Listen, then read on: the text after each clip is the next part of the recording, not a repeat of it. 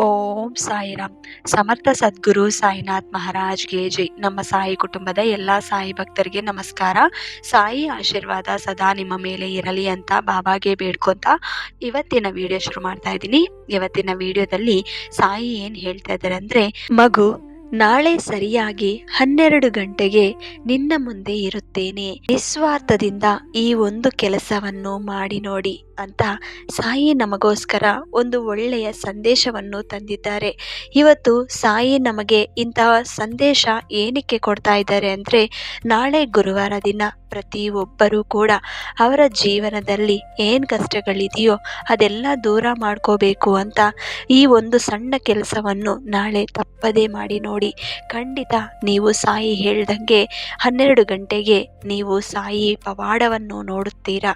ನಿಮ್ಮ ಮನೆಯಲ್ಲಿ ಎಂಥ ಕಷ್ಟಗಳಿದ್ರೂ ಕೂಡ ದೂರ ಆಗೋ ಅವಕಾಶ ಸಾಯಿ ಕೊಡ್ತಾ ಇದ್ದಾರೆ. ನನ್ನ ಪ್ರೀತಿಯ ಸಾಯಿ ಕುಟುಂಬದವರೇ, ಇಂದಿನ ಈ ಸಂದೇಶವನ್ನು ಕೊನೆಯವರೆಗೂ ಕೇಳಿ. ಏಕೆಂದರೆ ಒಬ್ಬೊಬ್ಬರಿಗೂ ಒಂದು ವಿಶೇಷ ಮಾತನ್ನು ಹೇಳುತ್ತಿದ್ದಾರೆ. ಮಗು, ನಾಳೆ ಮಧ್ಯಾಹ್ನ 12 ಗಂಟೆಗೆ ನಾನು ನಿನ್ನ ಮನೆಯ ಬಾಗಿಲಿಗೆ ಬರೋದಿಲ್ಲ, ಆದರೆ ನಿನ್ನ ನಂಬಿಕೆಯ ಬಾಗಿಲಿಗೆ ಖಂಡಿತ ಬರುತ್ತೇನೆ. ಆ ಸಮಯದಲ್ಲಿ ನಿನ್ನ ಮನಸ್ಸಿನಲ್ಲಿ ನನ್ನನ್ನು ನೆನೆಸಿ ಒಂದು ಕ್ಷಣ ನನ್ನೊಂದಿಗೆ ಮಾತನಾಡು. ಇದು ಕೇವಲ ಸಮಯವಲ್ಲ, ಇದು ನಂಬಿಕೆಯನ್ನು ಪರೀಕ್ಷಿಸುವ ಕ್ಷಣ. ನಮ್ಮ ಜೀವನದಲ್ಲಿ ಅನೇಕ ಸಮಸ್ಯೆಗಳಿರುತ್ತವೆ. ಹಣದ ಕೊರತೆ, ಆರೋಗ್ಯದ ತೊಂದರೆ, ಕುಟುಂಬದ ಕಲಹ, ಕೆಲಸ ಸಿಗದ ನೋವು, ಮನಸ್ಸಿಗೆ ಶಾಂತಿ ಇಲ್ಲದ ಸ್ಥಿತಿ. ಇವೆಲ್ಲ ಬಂದಾಗ ಹಲವರು ದೇವರನ್ನು ಕೂಡ ಪ್ರಶ್ನಿಸುತ್ತಾರೆ. ಆದರೆ ಬಾಬಾ ಹೇಳುತ್ತಾರೆ, ನಾನು ತಡ ಮಾಡುತ್ತೇನೆ ಆದರೆ ಕೈ ಬಿಡೋದಿಲ್ಲ. ನಿನಗೆ ಬೇಕಾದ ಸಮಯದಲ್ಲಿ ಅಲ್ಲ, ನಿನಗೆ ಒಳ್ಳೆಯದಾಗುವ ಸಮಯದಲ್ಲಿ ನಾನು ಕೊಡುತ್ತೇನೆ. ಆದ್ದರಿಂದ ಆತುರ ಪಡಬೇಡ, ಅವಿಶ್ವಾಸ ಬೇಡ. ನಾಳೆ ಮಧ್ಯಾಹ್ನ 12 ಗಂಟೆಗೆ ಒಂದು ಚಿಕ್ಕ ಕೆಲಸವನ್ನು ಮಾಡು. ಒಂದು ದೀಪ ಹಚ್ಚಲು ಸಾಧ್ಯವಾದರೆ ಹಚ್ಚು. ಸಾಧ್ಯವಾಗದಿದ್ದರೆ ಕಣ್ಣು ಮುಚ್ಚಿ 2 ನಿಮಿಷ ನಿನ್ನ ಸಾಯಿ ನಾಮ ಸ್ಮರಣೆ ಮಾಡಿ ನಂತರ ಬಾಬಾಗೆ ಹೀಗೆ ಹೇಳಿಕೊ, ಬಾಬಾ, ನನ್ನ ಜೀವನದಲ್ಲಿ ಏನು ಒಳ್ಳೆಯದೋ ಅದನ್ನೇ ಮಾಡು. ನನ್ನ ಇಚ್ಛೆಯಲ್ಲ, ನಿನ್ನ ಇಚ್ಛೆ ನೆರವೇರಲಿ. ಈ ಒಂದು ಪ್ರಾರ್ಥನೆ ಮನಸ್ಸನ್ನು ಬದಲಾಯಿಸುತ್ತದೆ. ದೇವರಿಗೆ ನಮ್ಮ ಬೇಡಿಕೆಗಿಂತ ನಮ್ಮ ನಂಬಿಕೆಯೇ ಮುಖ್ಯ. ಬಾಬಾ ಎಂದಿಗೂ ಯಾರನ್ನೋ ಖಾಲಿ ಕೈಯಲ್ಲಿ ಕಳಿಸೋದಿಲ್ಲ. ಕೆಲವರಿಗೆ ಹಣ ಕೊಡುತ್ತಾರೆ, ಕೆಲವರಿಗೆ ಆರೋಗ್ಯ ಕೊಡುತ್ತಾರೆ, ಕೆಲವರಿಗೆ ಧೈರ್ಯ ಕೊಡುತ್ತಾರೆ, ಇನ್ನು ಕೆಲವರಿಗೆ ಸರಿಯಾದ ದಾರಿಯನ್ನು ತೋರಿಸುತ್ತಾರೆ. ನಾವು ಕೇಳುವುದು ಒಂದು, ಆದರೆ ಬಾಬಾ ಕೊಡುವುದು ನಮ್ಮ ಜೀವನಕ್ಕೆ ಅಗತ್ಯವಾದದ್ದು. ಅದರಿಂದ ಪ್ರಾರ್ಥನೆ ಮಾಡುವಾಗ ಇದನ್ನೇ ಕೊಡು ಎಂದು ಒತ್ತಾಯಿಸಬೇಡಿ. ನನಗೆ ಒಳ್ಳೆಯದು ಏನು ಅದನ್ನೇ ಕೊಡು ಅಂತ ನೀವು ಕೇಳಬೇಕು. ಮಗು, ನಾಳೆ 12 ಗಂಟೆಗೆ ಗಡಿಯಾರವನ್ನು ಮಾತ್ರ ನೋಡಬೇಡ, ನಿನ್ನ ಹೃದಯವನ್ನು ನೋಡು. ಅಲ್ಲಿ ನಂಬಿಕೆ ಇದ್ದರೆ ಅಲ್ಲೇ ಬಾಬಾ ಇರ್ತಾರೆ. ಒಂದು ಕ್ಷಣ ಸಾಯಿಯನ್ನು ನೆನೆದು ನಿನ್ನ ಸಾಯಿ ನಾಮವನ್ನು ಎಷ್ಟು ಬಾರಿ ನಿನಗೆ ಜಪಿಸಬೇಕು ಅಂತ ಅನಿಸುತ್ತೋ ಅಷ್ಟು ಬಾರಿ ಸಮಯ ಸಿಕ್ಕುವಾಗ ಜಪಿಸಿ.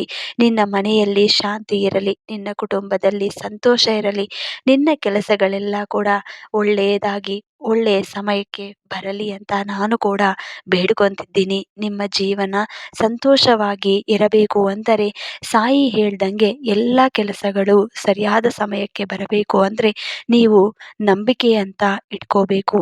ನಾವು ದೇವರ ಮೇಲೆ ಎಷ್ಟು ನಂಬಿಕೆ ಇಟ್ಕೊತೀವೋ ಆವಾಗ ಖಂಡಿತ ನಮ್ಮ ಸಮಯಕ್ಕೆ ಅದೆಲ್ಲ ಕೂಡ ಆಗುತ್ತದೆ. ಇವತ್ತು ಸಾಯಿ ಕೊಟ್ಟಿರುವಂತ ಸಂದೇಶವನ್ನು ತಿಳಿದು ಅರ್ಥ ಮಾಡಿಕೊಂಡು ನಾಳೆ ಗುರುವಾರ ದಿನ ಸಾಯಿ ಆಶೀರ್ವಾದ ನಿಮ್ಮ ಮನೆಗೂ ತಪ್ಪದೆ ಸಿಗಲಿ ಅಂತ ಬೇಡ್ಕೊತಿದ್ದೀನಿ.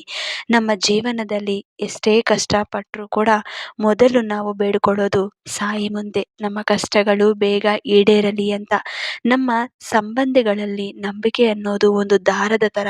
ಅದು ಒಮ್ಮೆ ಕಿತ್ತು ಹೋದರೆ ಮತ್ತೆ ಗಂಟು ಹಾಕಬಹುದು, ಆದರೆ ಮೊದಲಿನ ಹಾಗೆ ನೇರವಾಗಿ ಇರೋದಿಲ್ಲ.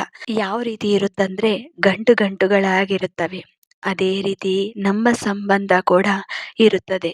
ನಾವು ಫಸ್ಟ್ ಮೊದಲನೆಯದಾಗಿ ಯಾವ ರೀತಿ ಇರ್ತೀವೋ ಆ ರೀತಿ ನಾವು ಬೆಳೆಸ್ಕೊಂಡು ಹೋದ್ರೇನೆ ಚೆನ್ನಾಗಿರುತ್ತೆ. ಏನಾದರೂ ಈ ಥರ ಪ್ರಾಬ್ಲಮ್ಸ್ ಬಂದು ನಂಬಿಕೆ ಅನ್ನೋದು ಒಮ್ಮೆ ಕಳ್ಕೊಂಡ್ರೆ ನಿಜವಾಗ್ಲೂ ಅದು ಯಾವತ್ತೂ ಮತ್ತೆ ಸರಿಯಾಗಿ ಒಂದು ದಾರಿಗೆ ಬರುವುದೇ ಇಲ್ಲ.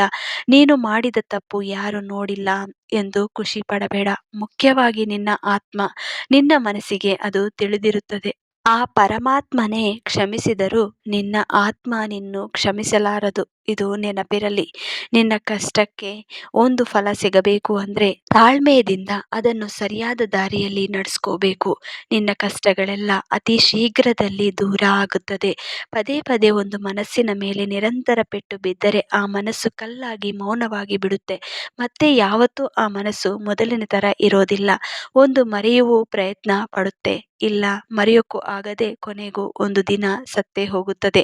ಈ ರೀತಿ ನಮ್ಮ ಜೀವನದಲ್ಲೂ ಕೆಲವೊಂದು ಸಂಘಟನೆಗಳು ನಡೆದಿದ್ರೆ ಅದನ್ನು ನೀವು ಸ್ವಲ್ಪ ತಾಳ್ಮೆದಿಂದ ದೇವರ ಮೇಲೆ ನಂಬಿಕೆ ಇಟ್ಕೊಂಡು ಅದನ್ನು ನೀವು ಸರಿ ಮಾಡ್ಕೋಬೇಕು. ಕಷ್ಟ ಬಂದರೆ ನಾನಿದ್ದೀನಿ ಅನ್ನೋದು ಸಾಯಿ ಹೇಳುತ್ತಾರೆ. ಮತ್ತು ಈ ವಿಡಿಯೋದಲ್ಲಿ ಸಾಯಿ ಹೇಳ್ದಂಗೆ ತಪ್ಪದೆ ನಾಳೆ ಆಚರಣೆ ಮಾಡಿ ನಿಮ್ಮ ಕಷ್ಟಗಳು ದೂರ ಮಾಡ್ಕೊಳ್ಳಿ ಅಂತ ಸಾಯಿ ಇವತ್ತು ಒಳ್ಳೆಯ ಸಂದೇಶವನ್ನು ಹೇಳಿದ್ದಾರೆ. ಇದನ್ನು ತಿಳಿದಿರೋರು, ಅರ್ಥ ಮಾಡ್ಕೊಂಡಿರೋರು ಈ ವಿಡಿಯೋನ ಸಾಯಿ ಭಕ್ತರಿಗೆ ಹಂಚಿ ಮತ್ತೆ ಇನ್ನೊಂದು ವಿಡಿಯೋದಲ್ಲಿ ಭೇಟಿ ಆಗ್ತೀನಿ. ಅಲ್ಲಿವರೆಗೂ ನಮಸ್ಕಾರ. ಸರ್ವೇ ಜನ ಸುಖಿನೋ ಭವಂತು. ಜೈ ಸಾಯಿರಾಮ್.